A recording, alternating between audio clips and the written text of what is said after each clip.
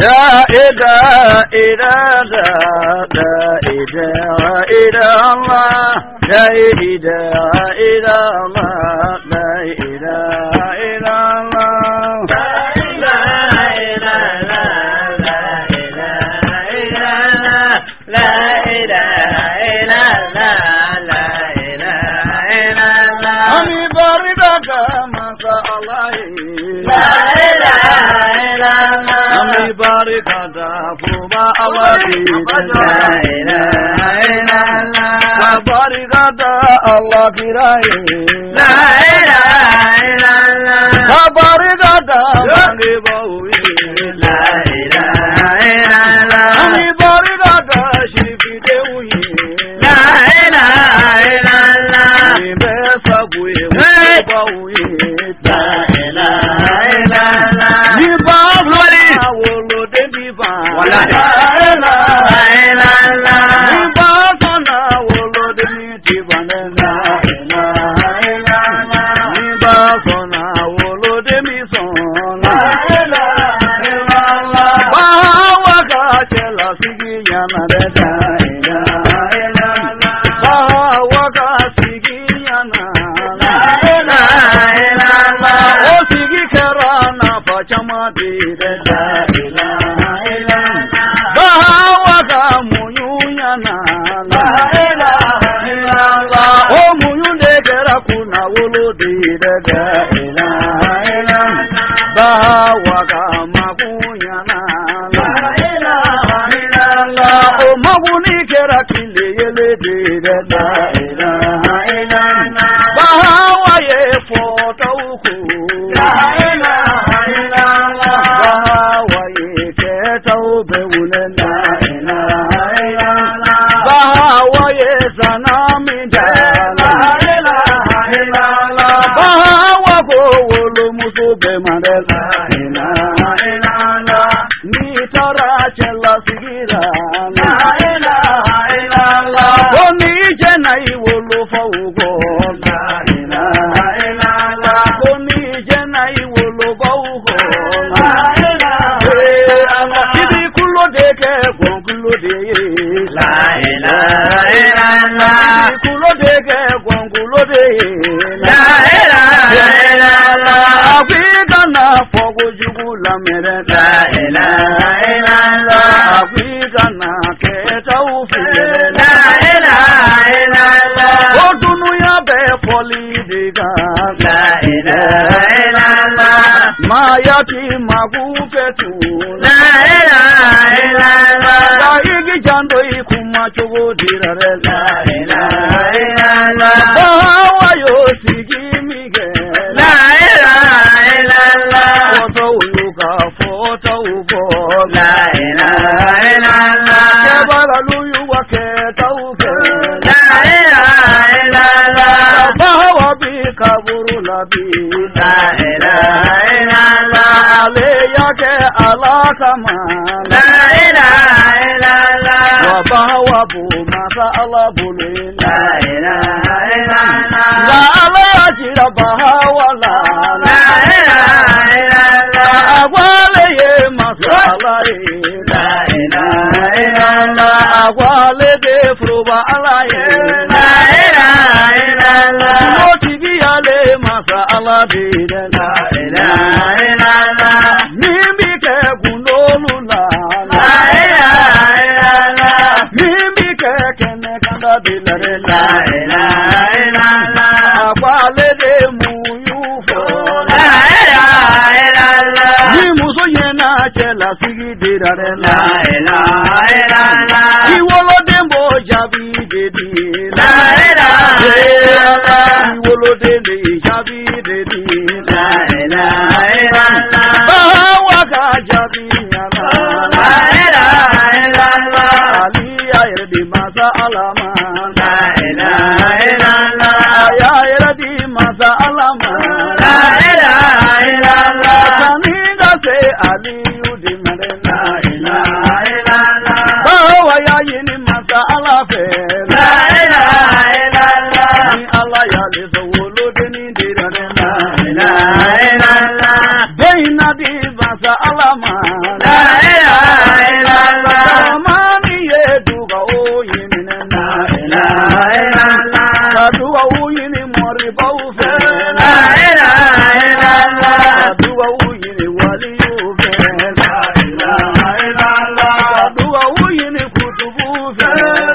ilaha illallah. Oh Allah tu sawolo deni dirara. La ilaha illallah.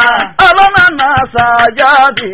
La ilaha illallah. Ali mile pogele unge. La ilaha illallah. Koji sega Ali bali. La ilaha illallah. Ali kobo yana daramani ma. La ilaha illallah. Ali kobo yana bahawa ma. La ilaha illallah. Ukolu mani mine bina sorore. La ilaha illallah. Ukolu mani bila mina sorore. La ilaha illallah. Kwanga tadi sunungu di mare. La ilaha illallah. Ede di sunungu ma. La ilaha illallah. Kode inde file masa Allah bulure. La ilaha illallah. Kami bi sunungu ka.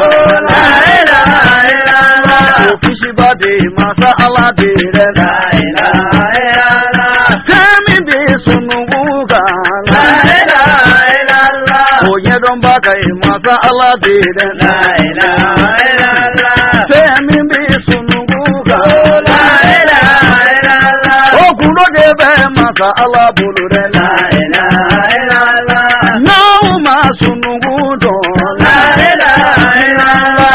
Kabe bi kusunungu de gane. La ilaha illallah. Numambe bila sunungu ka. La ilaha illallah. Numambe bila sunungu ka. La ilaha illallah. Obekara aliuna. La ilaha illallah. Ali tanu. La ilaha illallah. Korbe luyu wa korote ubo. La ilaha illallah. Juba jugu yuga shuya jugu begede. La ilaha illallah. Mori jugu yuga jugu yake. La ilaha illallah. Abebe kusununga. La ilaha illallah. Odegara kalifaye. La ilaha illallah. Ukaya kalbafama Allah birade. La ilaha illallah. Otobati kuni alila. La ilaha illallah. Ko ali dumbe denya kono.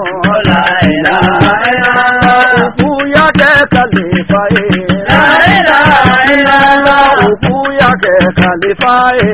La ilaha illallah. Oni amanga yini ke. La ilaha illallah. Jamina togo mabange.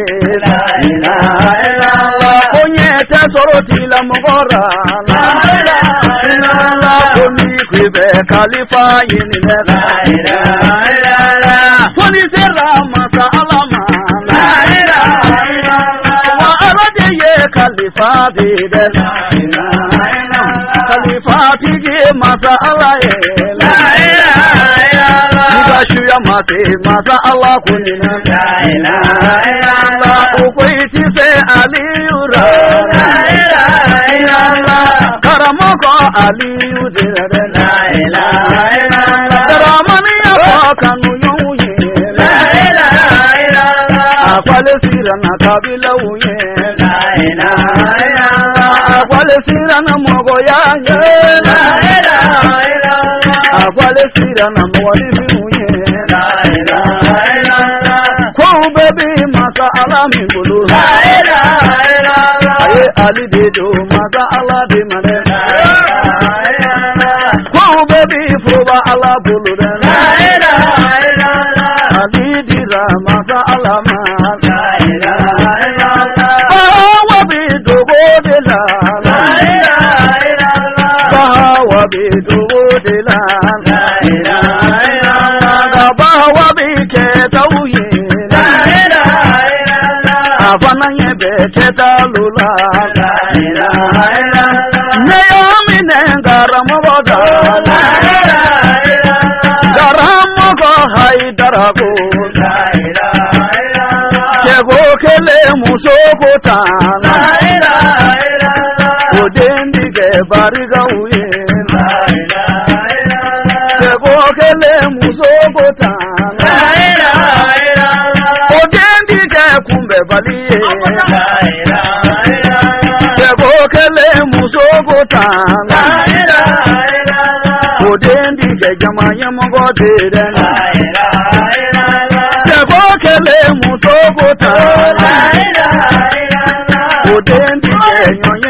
dira la ilaha illallah karamo ko aidara ko la ilaha illallah akwale ko fumuso man la ilaha illallah akwaye muyu chela sigira la ilaha illallah akufemi be chela sigi konore la ilaha illallah aleyo ya wolo baina la ilaha illallah aleyo ye basikana la ilaha illallah kojoni mbike basita ye la ilaha illallah karamo ga aidara ko la ilaha illallah aye wala bila musobawuma la ilaha illallah kojoni mbike basita ye la ilaha illallah muso masoro muso kulula la ilaha illallah komi mbike basita la ilaha illallah la bawa boshi bigema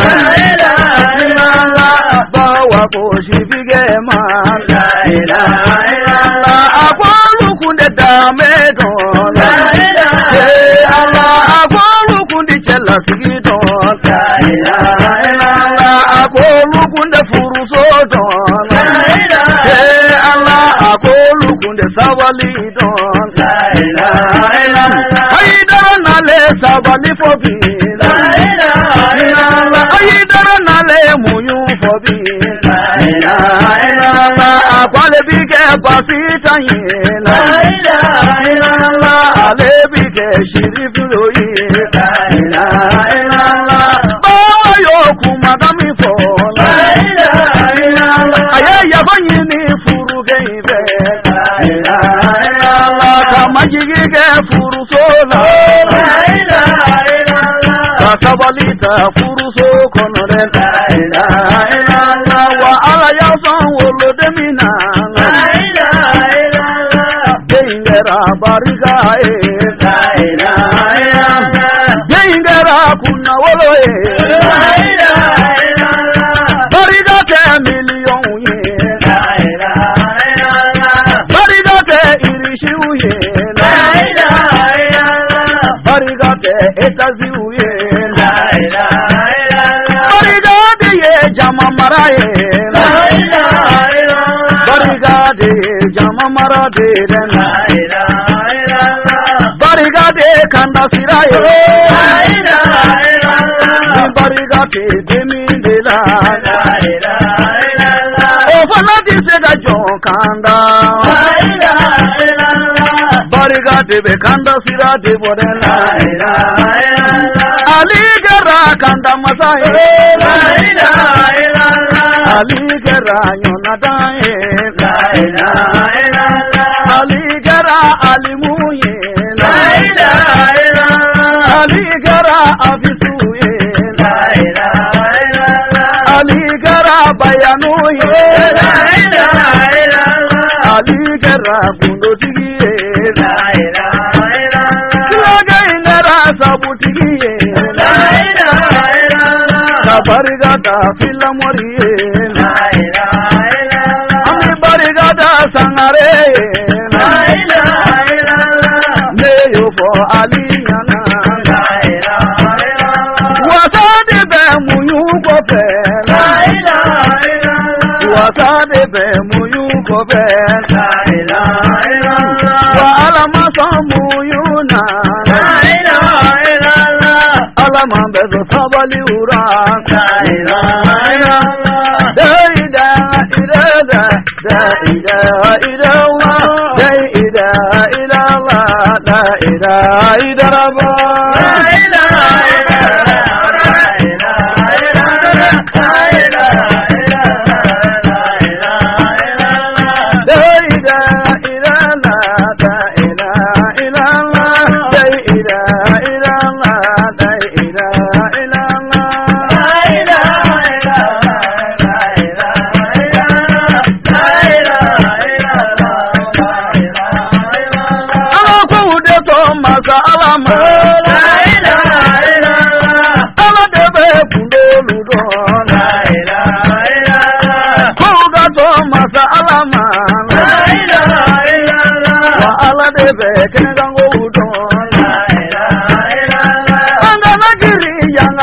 Be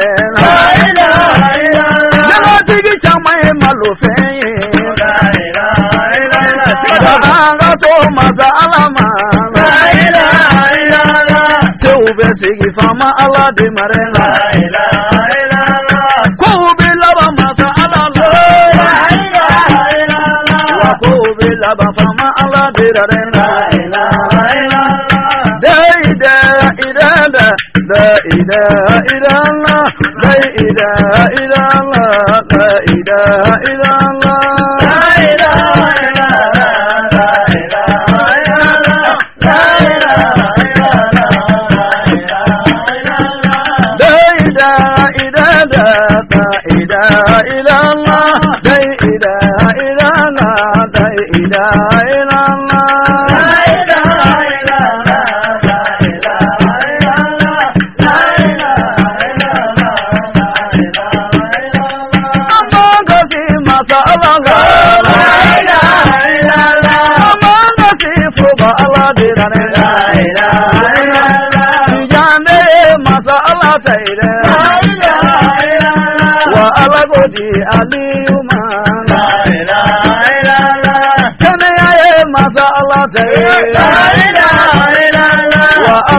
dan filage iman ya rabbi yari de be maka ala fe la ilaha illallah wa ala go dan sangare man amina ya rabbi ashi jandan garam mama la ilaha illallah basandenge bani kudu la ilaha illallah dunu ya jiri maka kudu la ilaha illallah folilla fe kanu filage ma la ilaha illallah ami alina ka kalande umbu la ilaha illallah alina ka jamma kulufu la ilaha illallah alina ka jamma kulufu la ilaha illallah la ilaha illallah la ilaha illallah la ilaha illallah la ilaha illallah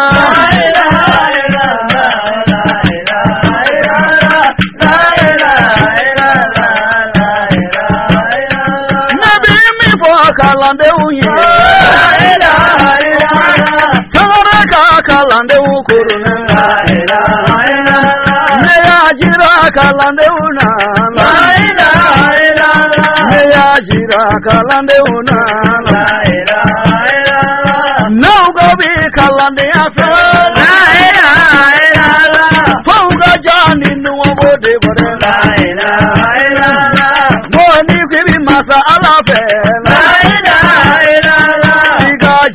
Shikongola de la ilaha illallah mi kibi alla mo fe la ilaha illallah siga jani garibu ya de la ilaha illallah warite jamade te la ilaha illallah o baby laba shedane de la ilaha illallah daniya ka Allah ko so la ilaha illallah wa ala duta jenyo la bila de la ilaha illallah ala duta do magala bila de la ilaha illallah ala bo fana do magabi segene la ilaha illallah kirabai kanu bo yani na la ilaha illallah mamadu mi ye dine fa la ilaha illallah kirabai segen jugu ke la ilaha illallah kira fatura dame kono la ilaha illallah mamadu ye